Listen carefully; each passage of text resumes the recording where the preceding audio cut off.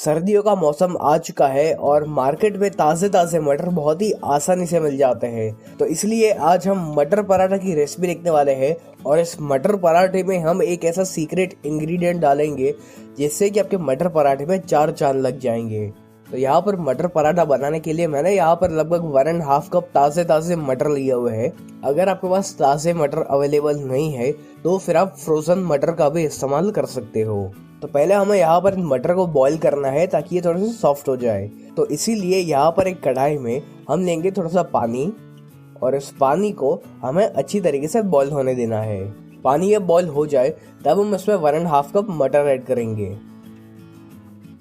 साथ ही साथ हमें यहाँ पर इसमें डालना है लगभग 1 छोटी चम्मच नमक और 1 छोटी चम्मच चीनी यानी कि शुगर। यहाँ पर हम शुगर का इस्तेमाल इसलिए कर रहे हैं ताकि ये जो मटर का कलर है ना वो चेंज ना हो जाए। चीनी का इस्तेमाल करने से यहाँ पर ये जो मटर है ये एकदम ही ग्रीन रहेंगे। इनको हम एक बार मिक्स कर लेते हैं और फिर इसको ढककर हमें इसे लगभग 5 से 6 मिनट के लिए मीडियम फ्लेम पर पकाना है। यहाँ आपको इसको तब तक पकाना है जब तक ये जो मटर है ये सॉफ्ट नहीं हो जाता। यहाँ पर क्योंकि मैं इसको इंडक्शन पर पका रहा हूँ इस वजह से मुझे लगभग 7 से 8 मिनट लगी थी मटर को सॉफ्ट करने में। लेकिन अगर आप इसको गैस पर बना रहे हो तो लगभग 5 से 6 मिनट में मटर आसानी से सॉफ्ट हो जाएंगे। यहाँ पर लगभग 5 से 6 मिनट हो चुकी है तो अब हम इस मटर को बाहर निकाल लेंगे। तो यहाँ पर एक झारे की सहायता से या फिर एक छन्नी की सहायता से इन सभी मटर को आप बाहर निकाल लीजिए। और अब हमें यहाँ पर एक बहुत ही जरूरी चीज करनी है और वो ये है कि हमें इस मटर के ऊपर ठंडा ठंडा पानी डालना है। अब देखो यहाँ पर इसमें ठंडा पानी डालने से क्या होता है कि ये जो गरम गरम मटर है ये ठंडे हो जाएंगे। और ऐसा करना इसलिए जरूरी है क्योंकि अगर ये जो मटर है ये गरम गरम रह गए तो फिर उसी के गर्मी के कारण वो और ज्यादा पकते जाएंगे और कुछ ज्यादा ही सॉफ्ट हो जाएंगे। तो इसलिए यहाँ पर ये जरूरी है कि पहले हम इसको थोड़ा सा ठंडा कर लें। जैसे कि आप यहाँ पर देख सकते हो कि जब मैं इस मटर को दबा रहा हूँ तो ये बहुत ही आसानी से दब रहा है। तो इसका मतलब ये है कि ये जो मटर है ये अच्छी तरीके से सॉफ्ट हो चुके हैं। तो अब हमें यहाँ पर इस मटर को दरदरा पीसना है। अगर आप इन मटर को मिक्सर जार में डालकर पीसोगे तो उसकी एकदम ही पेस्ट बन जाएगी। लेकिन हमें यहाँ पर इस मटर को दरदरा रखना है। तो यहाँ पर इसको कट करने के लिए अगर आपके पास एक ऐसा कटर है तो आप उसका इस्तेमाल कर सकते हो। इस कटर को इस्तेमाल करने का फायदा एक ये है कि अगर आप इसमें कोई भी चीज को पीसोगे तो उसकी एकदम ही पेस्ट नहीं बन जाएगी। तो चलिए यहाँ पर मैंने कुछ मटर के दानों को इस कटर के ऊपर रख लिया है और अब हम इसको बस घुमाते जाना है और ये जो मटर है ये बहुत ही आसानी से एकदम ही दरदरा पीस के बाहर निकलेंगे। जैसे कि आप यहाँ पर देख सकते हो कि ये जो मटर है ये काफी अच्छे से और दरदरा पीस चुके हैं। अगर आपके पास कटर नहीं है तो मेरे पास आपके लिए एक और सॉल्यूशन है। आपको यहाँ पर क्या करना है कि आपको एक कपड़ा लेना है और इस कपड़े के ऊपर ये जो मटर है उनको रखना है। बस फिर इस कपड़े को चारों तरफ से अच्छे से फोल्ड कर लीजिए और फिर एक बेलन की सहायता से आपको इनको अच्छे से मसलना है। ये जो मेथड है ये बहुत ही पुरानी मेथड है और गांव में इस मेथड को बहुत ही इस्तेमाल किया जाता है क्योंकि काफी बार वहां पर मिक्सर या ग्राइंडर वगैरह नहीं होता और अगर होता भी है तो काफी बार वहां पर इलेक्ट्रिसिटी नहीं होती। तो ऐसे समय में वो लोग इस मेथड का इस्तेमाल करते हैं। जैसा कि आप यहाँ पर देख सकते हो कि ये जो मटर है ये अच्छी तरीके से पिस चुके हैं और ये काफी दरदरा भी है। तो अभी फिलहाल हम इसको साइड पर रखेंगे। अब यहाँ पर एक पैन में या फिर एक कढ़ाई में हमें लेना है लगभग 2 टेबलस्पून तेल और तेल को हमें अच्छी तरीके से गर्म होने देना है।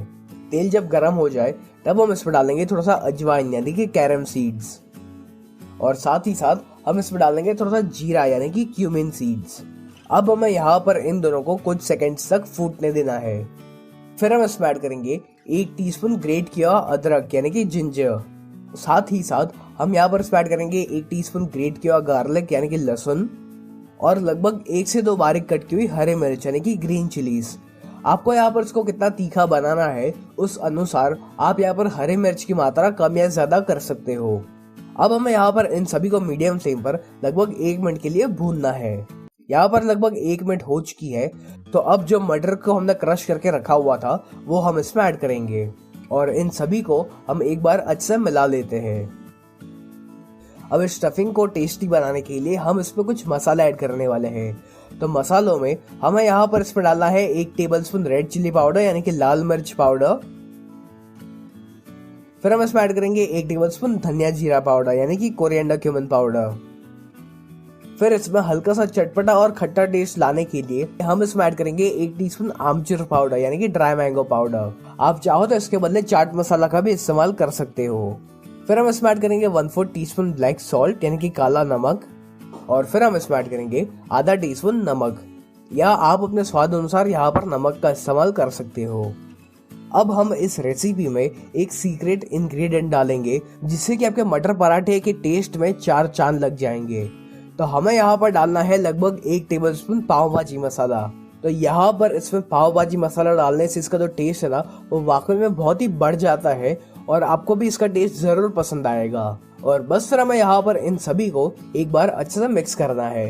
यहाँ पर लगभग 1 से 2 मिनट हो चुकी है। तो अब सबसे आखिर में हम इसमें ऐड करेंगे थोड़ा सा कोरिएंडर यानी कि धनिया, और फिर हम इनको एक बार अच्छे से मिक्स कर लेंगे। यहाँ पर ये जो मटर पराठा का स्टफिंग है ना ये बनकर रेडी हो चुका है। तो अब हम पराठा बनाने के लिए आटा को गूंथ लेते हैं, और मैं आपको कुछ टिप्स भी दूंगा जिससे कि आपका ये जो आटा है ये बहुत ही अच्छे से तैयार भी हो जाएगा। और उसमें अगर आप बहुत सारा स्टफिंग डालोगे उसके बावजूद भी आपका जो पराठा है वो साइड से फटेगा नहीं। तो पहले हमें यहाँ पर एक मिक्सिंग बाउल में लेना है लगभग 2 कप गेहूं का आटा यानी कि व्हीट फ्लावर। फिर हम इसमें ऐड करेंगे स्वाद अनुसार नमक। तो मैंने यहाँ पर लगभग 1 चम्मच नमक का इस्तेमाल किया हुआ है। और फिर हमें यहाँ पर इसमें डालना है लगभग 1 टेबलस्पून घी। आप चाहो तो घी के बदले यहाँ पर ऑयल का भी इस्तेमाल कर सकते हो, लेकिन क्योंकि अभी सर्दियों का मौसम चल रहा है इसी वजह से मैं यहाँ पर इस पूरी रेसिपी में घी का ही इस्तेमाल करूंगा। तो एक बार इन सभी चीजों को हम अच्छे से मिला लेते हैं, और फिर हमें यहाँ पर इसमें थोड़ा थोड़ा पानी ऐड करते जाना है और इसका हमें सॉफ्ट डो रेडी करना है। अगर आप इस डो को सख्त बनाओगे यानी कि हार्ड बनाओगे तो फिर आपको इसमें स्टफिंग भरने में तकलीफ होगी और फिर ये अच्छे से बंद भी नहीं हो पाएगा। तो इसलिए यहाँ पर ये जरूरी है कि आप ये जो आटा बना रहे हो उसको एकदम ही सॉफ्ट बनाए। तो थोड़ा थोड़ा पानी ऐड करते जाइए और इसको अच्छे से मसलते रहिए। जब ये एक बार अच्छे से जुड़ जाए तब आपको इसको लगातार 5 मिनट तक अच्छे से मसलना है ताकि इसमें एक अच्छी लचक आ जाए। यहाँ पर मैंने इसको 5 मिनट के लिए अच्छे से मसल लिया है और फिर हम इसको ढक कर इसे हम लगभग 15 मिनट के लिए रेस्ट करने देंगे। आप चाहो तो इसके ऊपर एक ऐसा ढक्कन लगा सकते हो या फिर एक गीले कपड़े की सहायता से इसको आप अच्छे से लपेट लीजिए ताकि ये जो डो है ये सूख ना जाए। यहाँ पर लगभग 15 मिनट हो चुकी है। तो अब हमें इस डो को वापस 1 मिनट के लिए अच्छे से मसलना है और फिर हम इस डो में से मीडियम साइज के बॉल्स बनाएंगे। अगर आप एकदम ही छोटे छोटे बॉल्स बनाओगे ना तो फिर आपको उन बॉल्स में स्टफिंग भरने में बहुत ही तकलीफ होगी। तो इसीलिए यहाँ पर मीडियम साइज के बॉल्स बनाइएगा। अब ये बॉल तो बनकर रेडी हो चुका है।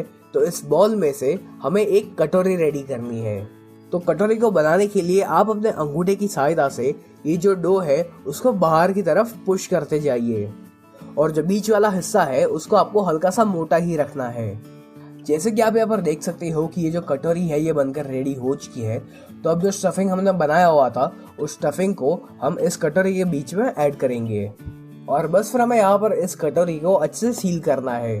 तो ये जो डो के किनारे है उसको बस आपको बीच की तरफ लेकर आना है और अब ये जो ऊपर का एक्सेस डो है उसको आप चाहो तो बाहर निकाल सकते हो। चलिए यहाँ पर ये रेडी हो चुका है। तो अब हम इसको थोड़ा सा सूखे आटे में लपेट लेंगे ताकि हम इसको एकदम ही आसानी से बेल सके। अब इसको बेलन से बेलने से पहले आप इसको हाथों से हल्का हल्का प्रेस करते जाइए और जितना हो सके उतना बाहर की तरफ फैलाते जाइए और उसके बाद ही आपको यहाँ पर बेलन की सहायता से इसको एकदम ही हल्के हल्के हाथों से बेलते जाना है। आप इसको जितना पतला बेल सको उतना आप इसको पतला बेल सकते हो, लेकिन एक चीज का यहाँ पर ध्यान रखें कि इसको आप एकदम ही हल्के हल्के हाथों से ही बेल लिएगा, वरना ये जो पराठा है ये साइड से फट जाएगा। जैसे कि आप यहाँ पर देख सकते हो कि मैंने इसको अच्छी तरीके से बेल लिया है और आप देख सकते हो कि पूरे पराठे में हमारा जो स्टफिंग है ये बहुत ही अच्छे से फैला हुआ है। ऐसा नहीं है कि इसके जो किनारे हैं वो रूखे सूखे रह गए हैं, इसके किनारों पर भी जो मटर है वो बहुत ही अच्छी तरीके से फैल चुके हैं। तो चलिए अब हम इस पराठे को सेक लेते हैं। तो यहाँ पर आपको एक तवा को अच्छी तरीके से गर्म कर लेना है और जब तवा गर्म हो जाए तब आपको यहाँ पर इस पराठे को सेकना है। पराठे को आपको हमेशा मीडियम फ्लेम पर ही सेकना है, क्योंकि अगर आप उसको स्लो फ्लेम पर सेकोगे तो जो पराठा है वो एकदम ही कड़क हो जाएगा और क्रिस्पी हो जाएगा। तो इसलिए पराठे को मीडियम फ्लेम पर ही सेकिएगा। तो पहले आपको यहाँ पर इसकी जो नीचे की साइड है उसको लगभग 30 से 40 सेकंड के लिए सेकना है। और जब 30 से 40 सेकंड हो जाए तब आप इस पराठे को पलट लीजिए। अब इस पराठे की ऊपर वाली साइड पर हम थोड़ा सा घी अप्लाई करेंगे। आप चाहो तो घी के बदले तेल का भी इस्तेमाल कर सकते हो। साथ ही साथ हम थोड़ा सा घी इसके किनारों पर भी डालेंगे। और अब हमें यहाँ पर इस पराठे को पलट पलट कर तब तक सेकना है जब तक ये जो पराठा है ये थोड़ा थोड़ा सा ब्राउन नहीं होने लगता। तो जैसा कि आप यहाँ पर देख सकते हो कि जो पराठा है ये अच्छे से सेक चुका है, तो अब हम इसे बाहर निकाल लेंगे। तो लीजिए यहाँ पर ताजे ताजे मटर का बहुत ही बढ़िया सा पराठा बनकर रेडी हो चुका है। इस पराठे के साथ अगर आप तड़के वाला दही बनाकर खाओगे ना तो आपको अलग ही मजा आ जाएगा। तो आप भी इस रेसिपी को जरूर ट्राई करना और अपना फीडबैक मुझे कमेंट्स में जरूर लिखकर बताना।